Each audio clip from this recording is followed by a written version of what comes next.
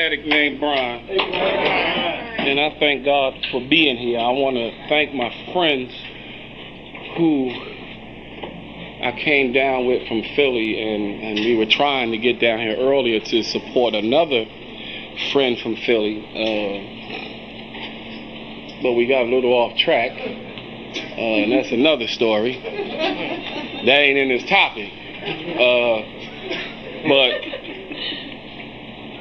it's a blessing to be asked to come anywhere, and I don't take for granted when people ask me to come share anywhere, and it's not as prevalent in my life as it used to be, like speaking. It's not the most important thing in my life. At one time, speaking was the validation of my recovery.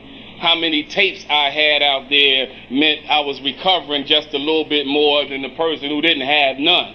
You know what I'm saying? But today it's just an honor to just be able to say no sometimes and say yes when you really want to. And one of the reasons I say yes to this commitment, because this city has been very good to me over the past 6 or 7 years of my recovery, and they've given me a lot of shots to come out of town and share with addicts down in Maryland that the disease of addiction don't give a fuck where you live at. You know, I'm from Philadelphia, Pennsylvania, and the same disease that's kicking your ass here is kicking our ass up there. Because I've seen some niggas geeking around the corner, and I know that, geeking, skitzing, I don't know what the fuck your term y'all use here, but out your fucking mind, I seen some. So I know, it really don't matter where you live at. If you up in this camp, your ass got waxed like mine did. Then some didn't. You know, this topic is no more excuses, and that covers a wide range of things, but I want to start on a newcomer level, that there's no more excuses to use no more. I can find a whole lot of reasons, but I can't find no excuses. I'm not trying to go back to that old house on Fletcher Street, and that's in Philadelphia, in case you just got here, with no doors and no windows. I do not like propping myself up on a toilet to defecate because the bathtub to defecate because the toilet is too full because I stole all the copper out of the house and sold it for one more. I had all of the luxuries of life that everybody else had at one point, but my disease just robbed me of everything that was given to me naturally by the God of my understanding. I like the name of the group, Meant to Be. Where I'm at right now was meant to be. I was not meant to be in no old house shitting in no bathtub. I was not meant to be incarcerated like I was a few times before coming here. I was not meant to be a derelict. I was not born. That was not my purpose for being in existence. Was not that. I want to get people to understand that, because you hear a whole lot of drunk shit in meetings. Now, the only way you could be born an addict if you were born chemically addicted to something because of your parent being chemically addicted. But I was not born chemically addicted, so I was not born an addict. That's not what I was meant to be. So I can't use the excuse today with over 11 years clean, that my disease told me to do this. Because we run with that. We talk about disease like it's a third party type of thing. It ain't got shit to do with us. It's like a separate entity. Well, go to court and tell a motherfucking judge it wasn't me. It was my disease.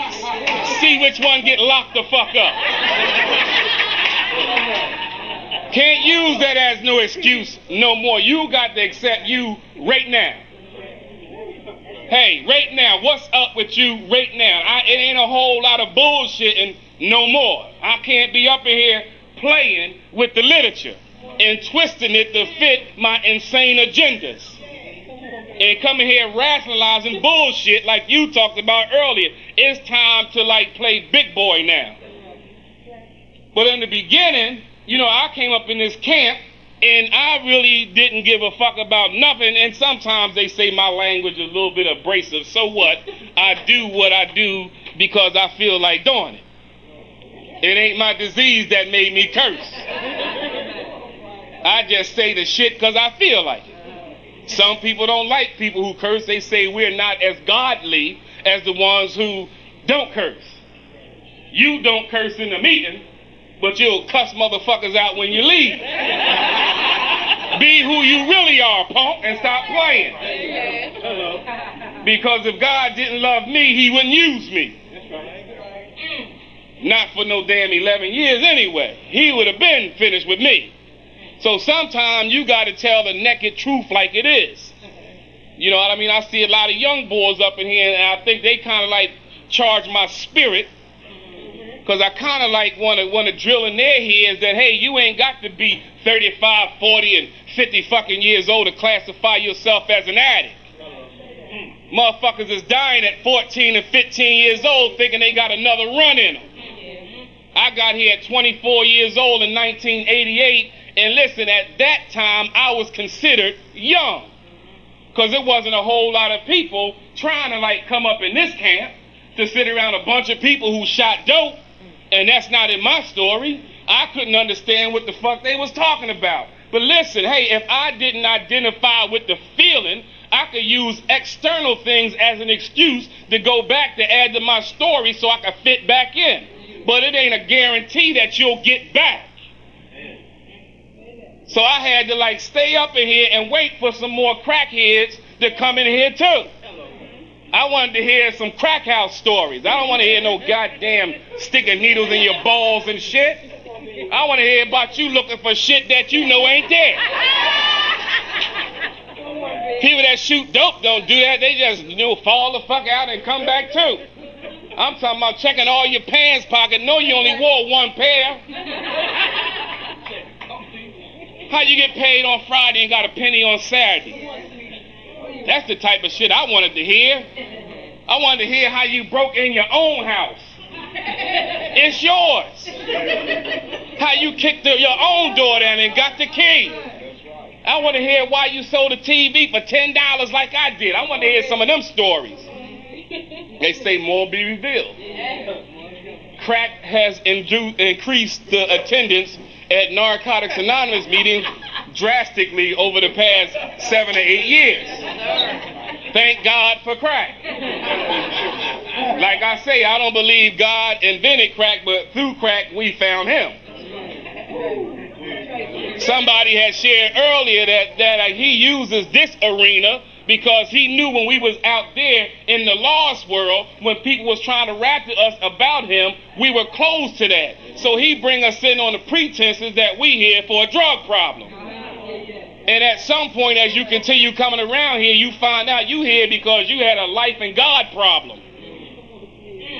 Y'all like that, don't y'all? That shit just popping. I'm just kicking it. I don't know. I wasn't even thinking this shit. I'm just getting down, you know what I'm saying?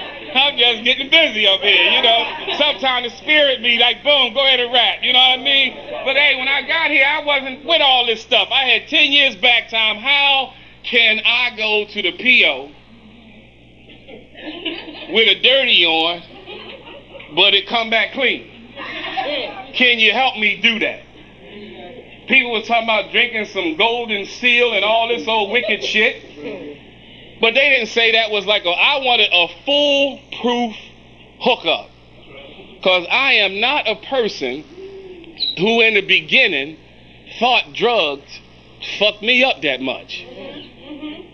Because I was somewhat intelligent when I got to narcotics, and now some people don't get intelligent after they get here. But I was smart before coming here. I just didn't know how to use it, which made me dumb. But anyway, go ahead, baby. I knew how to read and comprehend.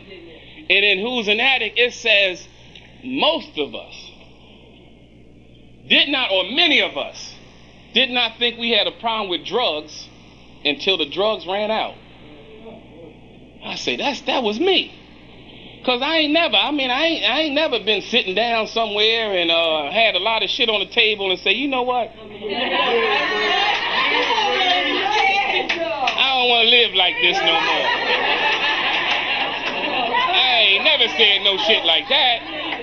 It was when they was getting ready to run out that idea might have crossed my mind, because now I know I got to do some Viking shit to get some more. I got to go against everything that I was brought in existence for. I mean, like, hey, if I had to, there was a guy who was dressed as a woman one time, and I was so fucked up, I knew it was a guy, but my head was telling me maybe it's a woman. You ever know a motherfucker is something, but you got it, hey, the disease, talking about how, like, we'll create our own reality. Now, I remember, like, hooking up with this motherfucker because he had some dubs. That's money. Y'all know what that means? Dubs, okay. Because y'all might call them Benjamins. I don't know what the fuck. I'm from the old school. We call them dubs. That's right. So, hey, whatever I had to do to get one more. I didn't like that. I didn't like that shit. I didn't like taking my kids' milk and selling that shit and making my kid drink water. I didn't like shit like that. I didn't like not washing. I know, hey, man, listen, I used to hang around with some of the stinky, and that's how sick we are. The more we stunk, the more we felt we was like true to the game. I mean, you could be, hey, if you just considered like changing your clothes, you was just a bum punk motherfucker cop. You got this, hey, be a soldier, nigga, stink like we stink. What you mean you want to go wash? We don't roll like that. I had a disease that say that taking up time, Jack. Let's go get something. I just want to get the newcomer in touch with that early shit, because a lot of times what happens here, as we get time and we become spiritual, we forget our original message. And that's why newcomers look at us sometime and put us somewhere where we ain't, because we ain't sharing the real deal. We ain't allowing them to know, like, hey, we went through that same process too. We want to shame them for what they doing and not tell them, hey, we was there at one time too. And if I can get through it, you can get through it. But instead of doing that, we want to lift ourselves up by putting somebody else down and talk about what they doing like we ain't did the shit either. So I want to come from their level first and get them to understand, hey, we was fucked up too. And not just fucked up back then. I'm fucked up now. I don't want to give no type of impression that all the because we can go to these little speaker jams and we can think that we see all these, that you looking at some old privileged ass people up here. That we ain't got no, the real reason a lot of us get asked to share is because we not afraid to come in here and tell you how we really living. You understand what I'm saying? Recovery is not a whole lot of just constantly everything gonna be all right and you're gonna walk this certain path because you got some steps in your life. Some days I say fuck a step. I ain't trying to hear that bullshit. Take that shit to somebody else. Because right now I'm locked into some shit that I want to be locked into, and don't even try to give me the key. I don't want it right now. Because, hey, sometimes living a Viking trifling ass life seems more exciting than living this straight, narrow spiritual life, because sometimes you don't see, like you talk about, the instant benefits. Yeah, I was fucking with Kenny in the car. I was talking about, like, a lot of people in recovery deal with the id of our psychological profile and not the ego, and the id deals with the pleasure principle. And the ego deals with the reality principle, and sometimes people don't want to deal with what's real. You know what I mean? Some of us go to school too and shit, so don't be fucked up when we sound a little bit intelligent in here. Because I'm in college right now and got all A's and 1 B. Something that I thought would never happen for me. Right? Because I don't want people to get it twisted. I was outside of Youngville. They was like, man, that's fat. He got on ice. Yeah, motherfucker, I work. I don't want nobody to get it twisted, because a lot of times what people associate jewelry with is drugs. And if that was the case, it wouldn't say jewelry store, it'd say drug store. There's a reason why it don't say drug store. Because then you can't fill a prescription in the motherfucker. But I like to get that out there because you hear a lot of people bash people who buy things. I believe in God. That's first and foremost in my life. And because I appreciated small things in the beginning, he's given me big things in the end. I've been here, like I say, for a while, and I haven't found no excuses to use drugs again. I have the type of, like I hear a friend of mine back in Philly, he always say, like, when you be thinking about getting high, you have to view it as you do an Instamatic camera. Like when you first take the picture, you don't see nothing when you pull the chumpy out. But if you let it sit for a minute, you can watch the picture start to develop. What happens when people go back out, they don't allow the picture to develop. All they see is the good time portion and not the end of the road. The disease don't want you to see the end of the road because he know if you saw the end of the road, your ass would not go nowhere in spite of what the fuck is going on in your life right now. Women leave. Your man left. Fucking, we've seen through our own experience, and we bear witness that every time somebody left, somebody new and improved come in. So why waste a lot of energy bitching? It wasn't like when you got here, you met your first love. He's probably your 50th love. And if you got through the first 49 motherfuckers, you'll damn sure get through this one. But if you use, ain't nobody gonna want your monkey ass. People die in recovery because that's the reality of life. Using will not bring them back. Hey, I've come to appreciate the fact that I know when somebody's gone, they would want for me to stay in the process of recovery. I don't believe others die so we can live. I believe we live so others don't have to die. So you hear a whole lot of drunk shit in a meeting. I'm serious, you will. And if you are naive and don't have your own mind, you'll fall for anything. And recovery is about standing for something so you don't fall for anything. I really don't have no excuses to why I do anything that I do. I do shit today because I want to. And I'll tell you that. I mean, I was fucking with this newcomer. I was listening to Larry and shit. Some people give me heart to say shit sometimes. And what's his name? Rodell with Shan. They give you heart because when you sit up in these joints, because when I come to a marathon, just because I'm speaking, I don't want to sit outside all day and then wait for it's time for me to, get on and say, okay, shit, now, I'm ready, I ain't got to see the warm-up acts and shit, because there was a time where, like, I thought I was the showstopper. Fuck, I ain't no Pip. I'm glad it's night. What the fuck? You understand what I'm saying? But hey, I need to sit and listen to because we flow off each other's juice. We piggyback off. When you go to conventions and all that, you'll find us in meetings because we trying to get the spirit of what's happening.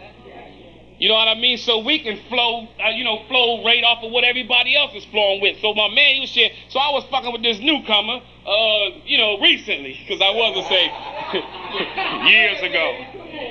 And, I ain't gonna say she was crazy because I was crazy for fucking with her myself. And I ain't got no excuse, hey man, if you look nice, I ain't investigating how much time you got, really don't give a fuck. I seen how big them titties was and that was enough for me. That was the requirement. It wasn't a whole lot about the third tradition. It was about Bryan. Hey, and I got a head to tell me if I don't hit it, somebody gonna hit it and they gonna have some time too, so why can't you get it?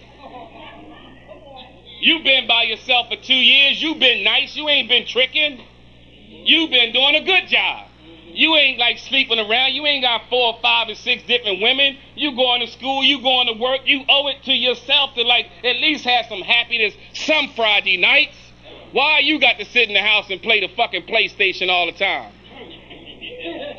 That became a new drug at one time. So I met her. And I'm going to tell you, before I got with her, I was looking at her in the meeting when I said, you know what? And I ain't had this feeling in a long time. You know how you go to a meeting and you see somebody, you say, want that motherfucker here.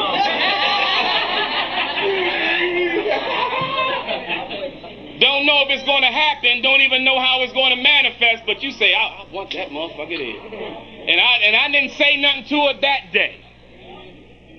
Seen her again. Ain't say nothing to her that day.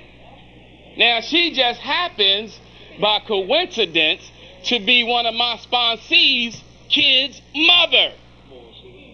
Now, I ain't know that. So he don't know that I was looking at her at a meeting, so he introduces us to each other. So I said, damn. So when he introduced, he said, Gwen, that ain't doing nothing now. You know what I mean? It's over with for years, but just still, it's like, I said, okay, cool. So now when that happened, you know how goofy we is. We put the shit on God. Oh, this is God's will.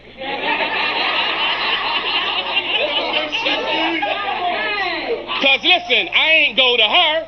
She was brought to me. Right? So I say, all right, cool. So boom. So then she say, you know what? I got a couple of your tapes.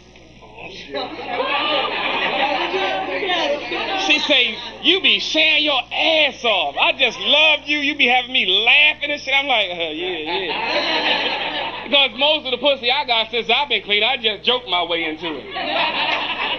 Made a motherfucker laugh. Ha, ha, ha, ha, ha, ha.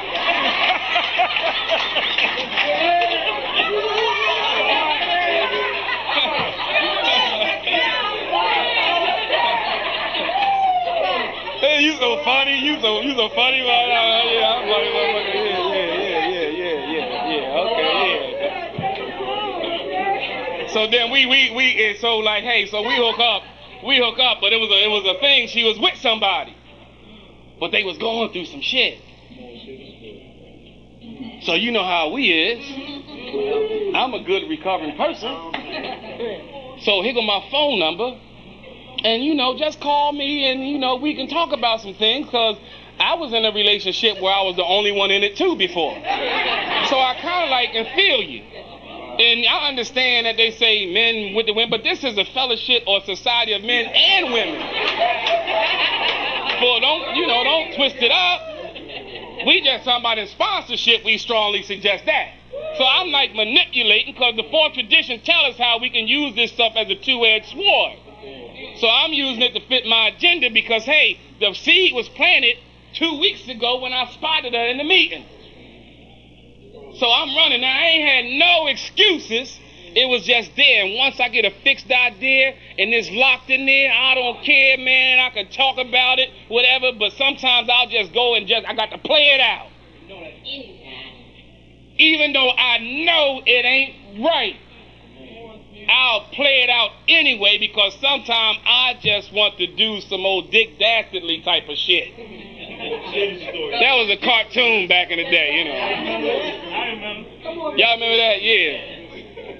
So we hook up, man, and it's like, hey, everything was all right for the first couple, whatever time, but then the real me showed up. Because I'm nice in the beginning. Real nice. I'm talking sweet to you. I'm talking sweet to her. And she said, man, you treat me a whole lot better than that other guy. Wow, I think God put you there for me. And then when the real Bryan showed up, bitch, why you keep bugging me all the time? Stop calling me and shit all the time. You call, I talk to you. Isn't that damn, we all right, we cool. I mean, like, hey, now that I done got what I wanted, is there any excuse for that? No, because we talking about no more. Once you know, you can't go back to not knowing. We talking about claiming 6 or 7 step shit now.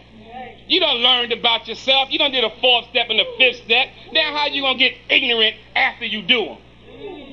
And start blaming shit again. No, I knew exactly what I was doing. I just slow roll your ass and instead of just popping up on you. Like most guys, they just roll right up on you. I just chill. I'ma just slow roll and shit. I'ma raise my hand every meeting she at. I want to share something just for her ear. I'm lonely. I'm trying to live right. I I want to get married. I ain't trying to be a player no more. All that shit that some women, when they knew, they don't know no better, they say, wow, he got 11 years clean, maybe he can help me get to where he at. Yeah.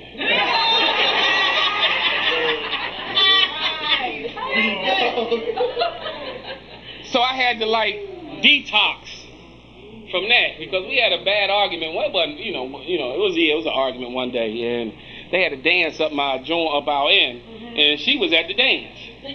Check this out. Most of my friends didn't even know who she was because I ain't wanting to be pointing people out.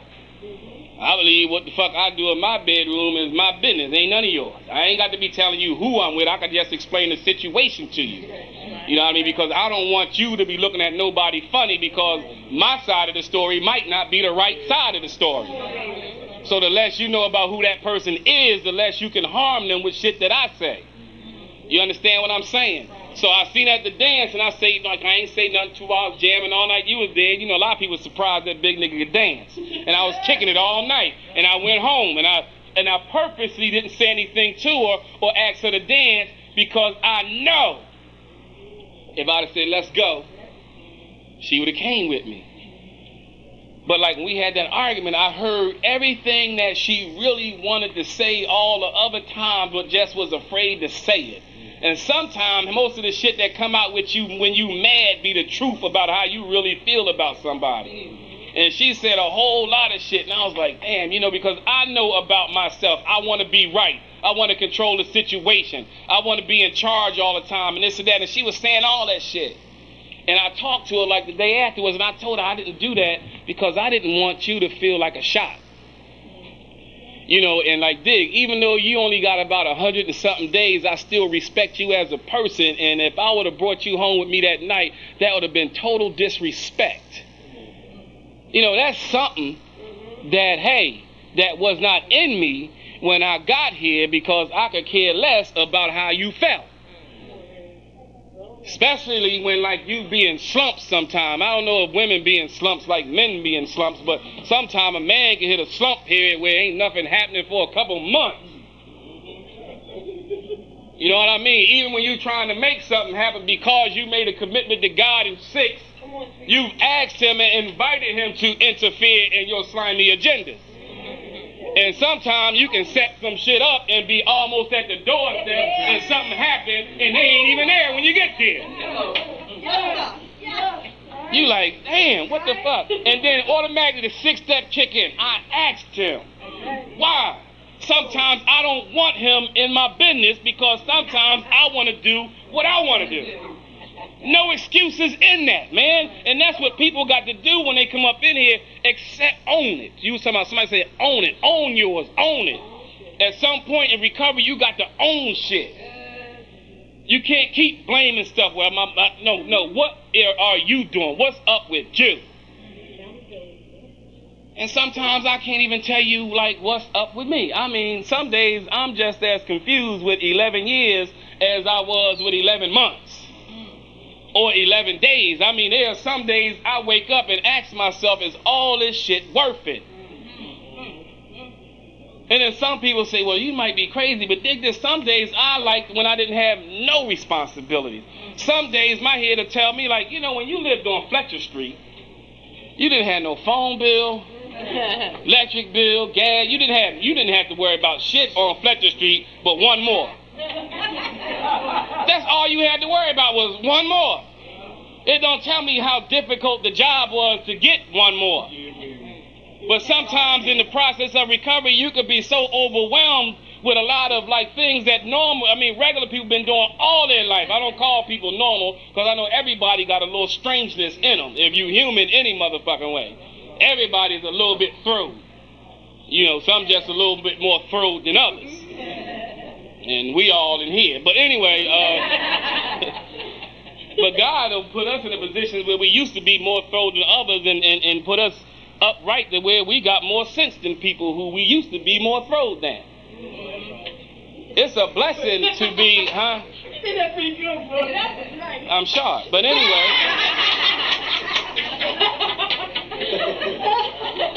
It's a blessing to be clean. A lot of people need to understand that the bottom line to all of this, I don't care what you hear.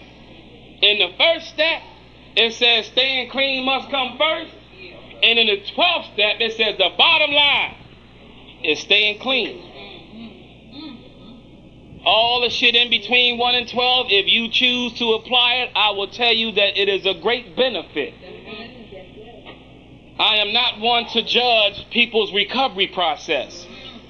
What may take me a week to get may take him a month. How can I say he's not recovering because he's not recovering at the rate I'm recovering? Recovery is an active change of ideas and attitudes, which brings about a change in your behavior. So if you ain't using drugs today, that is an active change of idea and attitude by itself, which is the beginning of the recovery process. A motherfucker using drugs ain't practicing no steps. He don't give a fuck about a step. But the one he's sitting on trying to put some shit up in him. I'm just trying to get the newcomer to understand that you've probably heard a whole lot about God today. Don't let that scare you. What we're referring to is a power greater than yourself that makes possible what seems impossible. That's all we talking about. I came in here with a disbelief in God for 3 years. Said I believe because you said you believed. But until I got my own evidence, did I start believing. And I got a track record of evidence today. I would be out my motherfucking mind to use drugs. How about that? How about when you put your heart and soul and everything about you into somebody else? And they decide that, wait a minute, this ain't working out for me. Have you ever been there? I ain't talking about your dick and pussy into somebody else. I'm talking about your heart and soul into somebody else. I'm talking about like doing anything for somebody. I'm talking about something that I'm talking about where like, man, hey, you worship the ground the person walked on. You ever had God snatch that away? I'm talking about when you put anything before God. We talking about, hey, that 5th step stuff. A lot of people don't even understand the 5th step because they be playing with, I went over with my sponsor. The 5th step introduces you to the natural order of life. God, self, and another human being. And anytime you fuck that order up, you are setting yourself up for chaos and confusion. If you put self before God, you're done. Another human being before you, you done. Any way that order is distracted, you done. So I had to like get in touch with shit like that up in here. So today is a beautiful day in the neighborhood. I'm a more loving and caring individual as a result of taking a look at myself and having some other people take a look at me too, because what I value today is the opinion of other people, especially if it's about me. Even if it's a fucked up opinion, look at it anyway. Because I've been a messed up individual for a long time in the process of recovery as far as like interaction skills, social skills, talking to people. I can do this shit real good. This ain't shit. Everybody in here can speak. Motherfucker, if you use drugs as long as I use drugs, you know how to talk. Because you had to talk yourself in and out of a lot of shit when you was using. So it ain't about rapping. Now it's about living. And my deepest prayer today, and I share with people, is that I ask God, could you please put a little bit more love in my heart? Because I know a lot of times he's not judging me on my deeds. He's judging me on the condition of my heart. Because as a human being, sometimes I don't have what it takes to do the right thing for the right reason on a consistent basis. There are motives behind a lot of stuff that I do. And I got to be real. Motives and incentives for me doing a lot of shit. You got to know you. So like the situation with the girl, I'm kind of, she don't know I'm detoxing right now from her. But it's like, that's not what I want. You ever be with somebody and you know, like, this ain't what I want. But to not be by myself, this will do. You know ain't no future in this. You know it ain't going but so far. And like the sister know that this is the stuff that I be rapping about. And I was telling her the last time I talked, hey, why should you hang on to me till I make a decision about who I really want to be with? I think that's selling yourself short. You know what I mean? And bad as I don't want it to go, because, man, hey, I don't know if you ever, like, ran into something, hey, where, like, hey, everything you like and stuff, shit like that, hey, you know what I'm talking about.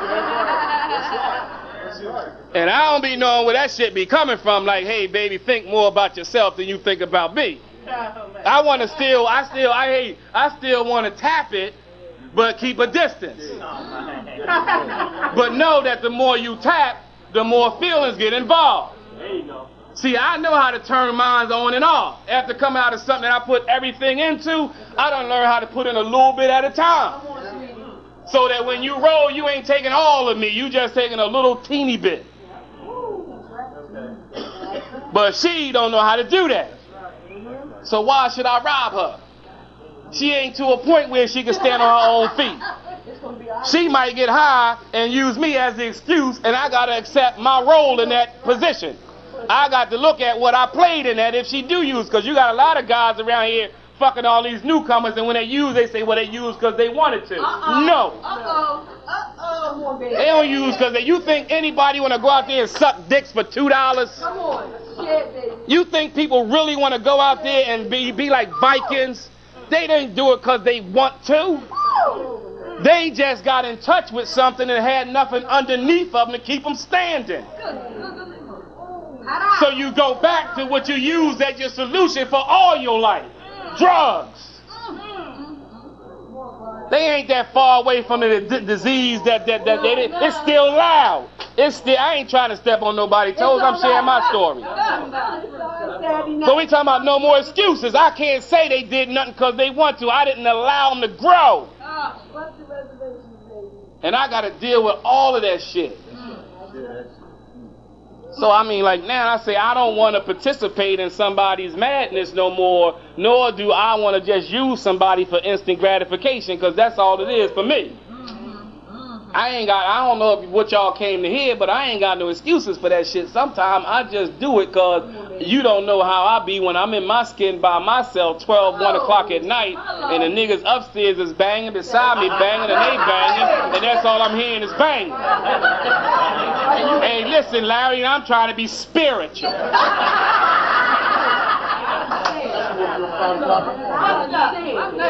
I was home the other day, right, and I was going through some things, and I woke up at 5 o'clock in the morning. I had to go to the bathroom. But because I hadn't, done nothing in a while, and I used to have a problem with tricking real bad. Not early in recovery. Early in recovery wasn't a problem. I ain't had no money. It come late in recovery, because then we start to have what they call miscellaneous funds. So now I ain't tricked in a while. But 5 o'clock that morning, I'm sitting there and I can't go back to sleep. And then all kind of shit rolling through my head. And normally the first thing I do when I get out of bed is I roll off and pray. I didn't pray at 5 o'clock this morning. I sat on the side of the bed and allowed my head to talk to me. You ain't did nothing in a while. Go outside and just smoke a cigarette. So I say, okay. I go out in front of the building, I put one chain so people don't think I'm geeking. Because you got to go out there and look like something and shit, so they don't think you out there getting high. So I got one chain in case a motherfucker from NA ride past and he's still clean, he got his chain. So,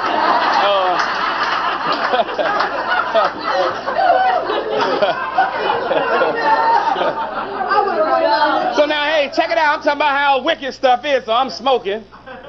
Don't nothing come past. Because it wasn't the smoke that I wanted at 5 o'clock in the morning. It was something else.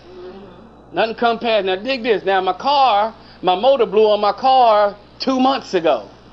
So I said, you know, my battery's still good. So I say, instead of standing out here in front of the building like this and people thinking you're crazy, go sit in your car and act like you going somewhere. I'm talking about with 11 years clean 2 motherfucking days ago. I ain't talking about last month, 10 years ago. I'm talking about 2 days. I gets in the goddamn car, turn on the radio. And I'm just sitting in the car smoking cigarettes. And you know, God, my God is funny. Since I curse, he cursed me. He said, get your dumb ass out the fucking car and go to fuck in the house, you dumb bitch. I'm not going to let nobody walk past right now because you've been doing too good. I'm like, damn.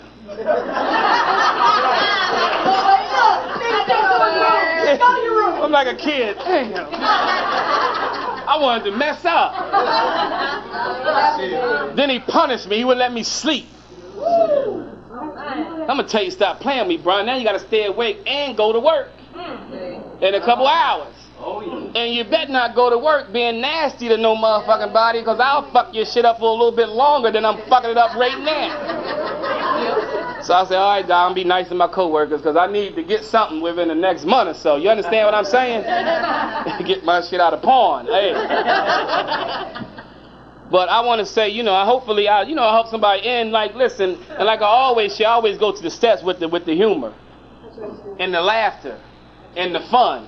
Because some people think this is all about being serious, and I know in our new step guide, one of the things it says is one of the best ways to exemplify God's will is a sense of humor. 12th step, it works how and why. Some of us have a sparkling sense of humor, which may reach someone in despair. 11th step, it works how and why. We've come to find that part of God's will for us is to laugh. Just for the day. Are we having fun yet? So, like, hey, you know, it talks about also that some of us have the ability to tell the truth in no uncertain terms. So that means you don't have to put no cut on something because other people are putting cut on their message. If you curse, curse. That don't make you less of a recovering addict. Tell the truth in its naked form. So, you know, hopefully I, you know, share something. I like, you know, y'all, you know, if I didn't, fuck it, we had fun.